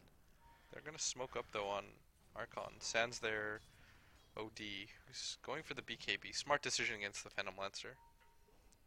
It's gonna be such a difficult kill to get though. Like, 1, even hitting Miracle with an arrow. 2, identifying which one is Miracle. And Thunder God's Wrath triggers again. Like, I swear No-Tail has just been a scout this game. Like majority of these Thunder God's Wrath has just been like, where is Archon moving? That's how we used to use it back on the C9 days too, just to scout it out. It's not even for the finishing blow for your team fight. You can use it just for vision. If you're not 100% sure where everybody is or you suspect a smoke, it's quite good. Ooh, they pinged that Spirit position. They saw Monkeys throw it down. So Moon's waiting for him. The ball from the Beastmaster, however, kind of reveals also what's going on. As, okay, there's a deeper Spirit jump now for Monkeys to get back out safely. Just a small opportunity that was there. Does OG now group up? Is their 5-man fight, like, actually superior to Archon's at the moment? They're feeling really confident right now, because they know that their Phantom Lancer is the best hero in the game. He's got an ulti orb completed on top of the Manta style. Almost certainly going to be a Scotty. He's going to get the tier 2 tower. The Spirit is blocking the ramp, so if Archon want to walk through it, sure. Now the Spirit backs up as fortification happens. Miracle just doppelgangers away, making sure he doesn't get swapped out by Fluff. But the Battle Fury now just gets completed by the Ember Spirit. They're going to go into the Moonlight Shadow, come in close. The tower gets denied by the Ember Spirit, which actually reveals the fact that they were hiding inside the Moonlight Shadow. OG want to fight this. Yeah. They're pinging out the Sentry Ward and saying fight around it. Everybody from Archon, they're not 100% engagement, Toby. And OG hasn't seen everything down. And Jayo, under the cover of the BKB, he'll 5-hit down crit. And they're looking for another target, but OG are just bailing out. Blink as quick as they possibly can. Monkeys, he's not in range for the Sleight of Fist Searing Chain just yet. Okay, he just got the tick on the back of Moon, but didn't get the combination with the Searing Chains. So no targets out. And they're in too deep. Whitebeard is actually underneath that Observer Ward, and Fly punishes him. That extra range, thanks to the Ether Lens, means it ends up being a 1-for-1 trade-off, while Miracle is still just flat, like farming and pushing at the mid lane. And he's about to creep skip the top as well. They really wanted something else on top of that. Like if he's able to get the Sleight of Fist chains off. Because they use the BKB expended on the OD. That's a 10-second BKB, and normally when you use that, Toby, it's kind of the declaration, we're going to win this first team fight no matter what. Like, our OD is literally untouchable during this team. But everybody from OG kind of understood as soon as their PL was gone. Archon made the correct move. That's the crazy thing. They're like, we should take this fight. PL's gone. But OG were just so fast at disengaging, and they just kept baiting Archon. Being denied. He can't risk himself too much because he's still walking around with the team's gem. This has got to be so frustrating for Archon. So close, yet no kills. It's tantalizing. You just want to find one hero. Just blink in, roll the crap out of him. Necrobooks will burn everything else they've got, so they can't escape. Like that's the goal right now. Whitebeard's gonna find Miracle, or it could be the other way around, depending how you want to look at it. Because this PL, like he bought the Orb of Venom before, so he's now sitting about 800 gold away from having. Whoop, hello. 800 gold away from having that Skadi. That blink from Jail was nice and quick. Dodged the attack, the initiation from Moon. Looks like OG's had enough. They're just going to move over to Roshan. The Hawk is still on the high ground, and this is something which OG do not see. Moon checks the wrong cliffside with the flame break. Everybody from Archon though, gearing up.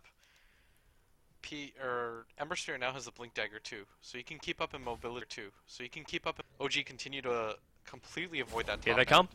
Fluff with his own blink, swapping out Moon, but Monkeys is a little bit late. So he's going to blink himself forward. They get the Searing Chain on Moon, but there's a lot of support available with OG. They're bailing out. Looks like Moon will be left for dead. They drop down the Sandy's Eclipse, and now that's the 9-second BKB burn. Mobility, you can drag people on top of the cliffs and firefly them so they can't get back down, as they have a Force Staff, but Archon instead are going to decide to go for this tier 2 tower push or bottom, and they're okay with what the PL is doing for now because he hasn't threatened high ground yet. Once he threatens high ground, that's when you come back. And Miracle actually doppelganging himself forward, starts on Monkeys, uses that diffusal blade, and Monkeys has to defensive spirit back out again. And that takes him to the bottom lane. He doesn't have BTs, he can't come back to defense. So they do not have their Ember Spirit, but Archon's answer to that is just get as aggressive as you possibly can and see if you can catch up. The Blink's off cooldown in 5 seconds time. The Moonlight Shadow will last long enough that Moo can run past the lane of creeps. The Observer Ward also saw which way Miracle went, so he'll doppelganger through the tree lines, and then they just cannot chase that PL. Yeah, they were really hoping to get something out of that, but at the very least, they were able to get a pick off. They take a tower as well. Not the worst thing in the world, and Miracle continues to farm. And that's, in the last 2 games, it's been the story of the game. Trade farm, trade farm, trade farm. As long as we're not losing too much on the map, we're okay. And OG are now going to go for the major objective of this game. One of the latest Roshes I think I've seen in a really long time. Yeah, they've just been focused more on making sure that Archon can't catch him out, and Roshan is just an unnecessary risk for him. They're halfway through him. They're taking a very long time to kill Roshan. Their damage output's quite poor. And Archon, no, now they realize what's going on. Might be able to toss the arrow out. Roshan's still at 2 point... Now he's 2k. The arrow's going to fly in. That's going to be a very short arrow. Yeah, it doesn't actually even reach into Roshan. And Jayo, well, Spirit Jump, he's in on top of Roshan. Sleight of Fist and Chain, crit so low. Roshan killed by the Dire. PL does grab the Aegis Immortal, as Monkeys will burn up underneath the power of that PL. But the rest of OG outside the pit were just nuked down. Whitebeard's going to go for another arrow. Miracle sees it coming and will dodge it. Jayo's blink is still on cooldown. And a nice quick TP away from Fly will get him out to safety. So they protect the Aegis Immortal on the PL, but they still lost 3 heroes for that. Yeah, and all it really cost them was their Ember, who I think made the right play anyways. He kept 2 heroes preoccupied by himself. He went for the Roshan, and I don't think that's the worst move that you can go for there. And his team capitalized. They were able to take down 3 heroes in quick succession. And they still have... Archon is still in a pretty good position right now. Like, they did give up the Roshan, but killing 3 heroes, it's a nice momentum swing, and it means that the trade is not as worth it for OG. But can OG now force it? Like, you got a PL who's got Nagus Immortal in his hands. Yeah, but at the same time, I feel like Archon have enough with the Ember and the OD, plus the Beastmaster to deal with the PL. Like, the larger concern right now for OG is that their Batrider and their Zeus just aren't strong enough. We're actually not strengthening them with what I thought they were going to, which was the BKB. Looks like Moon's actually going to go for a Shiva's build instead. Lotus Orb? Is it Lotus Orb? Yeah, that would make sense. You can take off the Beastmaster Orb. I think that item works really well for their team style too. Well, the Zeus is still building into Octarine. Miracle going to throw out a lance. Reveals his position. Whitebeard's in the neighborhood. He's not going to throw the arrow out. Fluff and stuff though. He runs forward and now Whitebeard. He wants to wait for the right time. He's going to Moonlight Shadow, which will allow Fluff and stuff to escape this one. And Miracle surrounded by 4 heroes. Do they want to do this, however? A Sleight of Fist would really hurt Miracle, but no. He's just going to blink himself away to safety. He's okay. Yeah, he's going to wait for the rest of his team to catch up there. And weird situation where Miracle's like 1v4ing, but he doesn't really want to fight, and Archon doesn't really want to fight either, just in case the team is close enough. Like, they don't have vision on that side of the map. And OG, they're moving down. They're going to use pretty comfortable with this Aegis. Just use Miracle as bait. Yeah. Like, if they want to expend all their abilities to kill him off while the Aegis, the Immortal is there, sure. Monkeys in the meantime tries to keep the bottom lane pushed out, so they got at least some kind of split momentum. And that Spirit is very aggressive. He's going to come back to it right now, so he can fist down the wave already. Miracle, frontliner. Such obvious bait, but there's no way they want to commit for this, because then they've got to go in and, in fact, interesting swap, just trying to make sure that Jo stays alive. Miracle's being allowed to have this tower. Because, like, what do you even do here if you're Archon? Do you initiate on him, knowing that the counter initiation is going to be so strong from OG?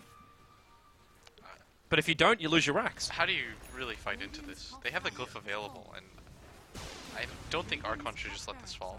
There's your Thunder God's Wrath Moon. He actually got the pick up, dragging back the OD. No buyback without him for 70 seconds. Beastmaster's also in a world of hurt. The Necro units aren't doing enough. And Miracle, remember, he's still got this Aegis Immortal. They can dive in deep. There's a Beastmaster buyback available, but really, what's he going to be doing now? Like, he can be the Aura, but this top rack is gone. Like, maybe they buy back if the other racks are threatened. But without the OD, they just don't have their power anymore, and No-Tail's trying to force the issue. They still have the Aegis, though, and they don't have buyback on the OD. Whitebeard's dead. If OD or... if the OD had buyback, he would have used it by now, and OG are aware of that. Yeah. So they can just push it. Like, just rotate over towards the mid. Miracle doesn't even care if he dies. No, he still has the Aegis right now. He's so strong. I think there was a bit of a miscommunication there. Like, the Venge wasn't able to get in range to swap out the OD to help him in that situation, and he got bursted down so quickly. He needs the time to be able to get the BKB off if possible, or even Astral himself so he can blink out and get into a better spot. OG are going to lose this Rex, presumably, too. There's no glyph available, and they take it so quickly. Just behind Miracle. 10 seconds is just too long, and if they lose the Ember Spirit, Fluff has to sacrifice himself. He's actually lost the gem as well, so Moon's going to steal that from him.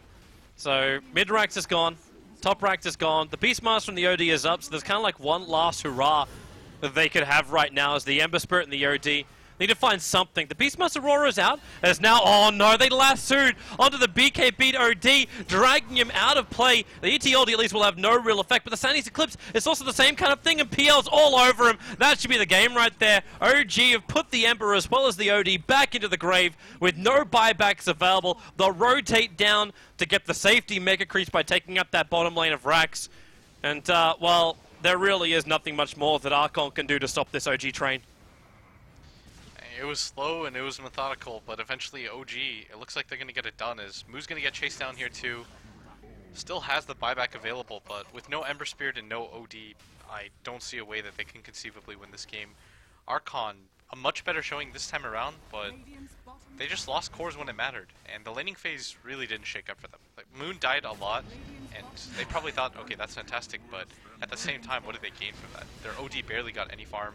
I know you're laughing about the low storm swap. It's not just that too. It's the fact that Moon decides to attack the Spirit first. Like he's actually taking out Liquid and doing it Fluff and Stuff's effigy, as opposed to taking out the Rax as well. You really got to drive the dagger in. Yeah. OG make a bold statement. 2 games in. Even though you're not going to say OG were as dominating as MVP were, they still seem very, very clean, very methodical, and not a lot of things that you can probably expose. Like you could battle against them and say, hey, we can manipulate this part of OG's draft. Like they feel very stable for their first series. I completely agree. I think that it doesn't really cost them anything. They didn't really show off anything that people didn't already know about them. Maybe the ET Zeus, but yeah, that was a C9 thing already. I think it was just a clean-cut victory for Archon. That first game is going to be quite disappointing because that looked like a pre-prepared strategy, but the second game, I think it was mainly just communication issues, and it took them a little bit too long to kind of get going together. Well, Archon. You have an MVP, by the way? What? Do I have an MVP for this? I'm going to say... I think for overall in the series, I would say Fly. But I think for this series in particular, I would say Miracle. Or for this game. But I think Fly overall has done really well. It'd be difficult for me to give it to Miracle, just because Miracle definitely did his job, but his teammates made so much space. Yeah. Miracle's going to win it, though, because he's a core player, and Dota players are just Fly didn't do anything. Yeah. He's 6-1 and 11, That guy's got whatever. 12.7 fantasy points. Obviously, he's a winner. Yeah, no, Fly did amazing. His Ravage stuns, the fact that he only dies once in a game like this. I want to give more props to the rotation early on from Archon. Yes, OG definitely take the win, but the movement from Whitebeard, he was kind of all over that map, making it so there were opportunities for Archon to get a good advantage. Obviously, their combos are really easy, but I'm still happy to see Archon not just laying down and just going for some kind of all-in kind of thing. They still went for their coordination. They still went for their plays. They still turned up to play a good game of Dota. So, yeah, that's going to wrap it up, at least this game as well as on this stream. I believe we're only running the other stream, but hey, who knows? Keep your eyes peeled on all the social networks to find out what's going on today, because we're doing the same. And we'll be back with another game, not in this stream, but definitely go over to the main stream. I don't know if that other series is still going, but we'll be going through the entire Group C today. We don't stop till we drop, so stay tuned for all of that. We'll see you on the next stream.